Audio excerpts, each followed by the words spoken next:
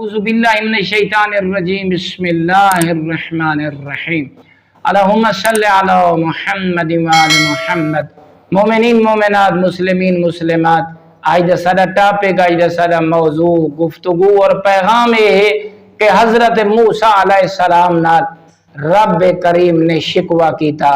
اور شکوہ کیرا کی تو جیلے حضرت موسیٰ علیہ السلام ڈٹھا کہ قارون زمین دے وچ دھنسدا جا رہی ہے اور وہ موسیٰ کو آوازہ دیندہ رہ گیا کیونکہ جناب موسیٰ دا رشتہ دار ہے. لیکن جناب موسیٰ نے قارون دی ہیک نہ سنی.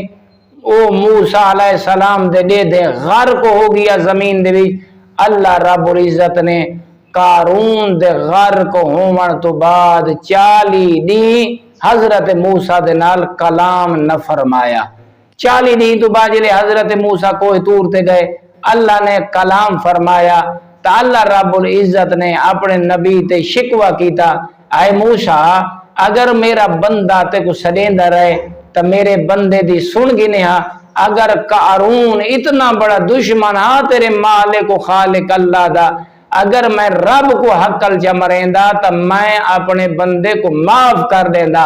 اے موسیٰ او میری مخلوق ہے، او میرا بندہ ہا، او کو میں خلق کیتا ہا، تائیں خلق نہیں فرمایا. تو دیکھو اللہ اپنے گناہگار بندے تے کتنا لطف اور کرم نازل کریں دویا نظر آندے. والحمدللہ رب العالمین.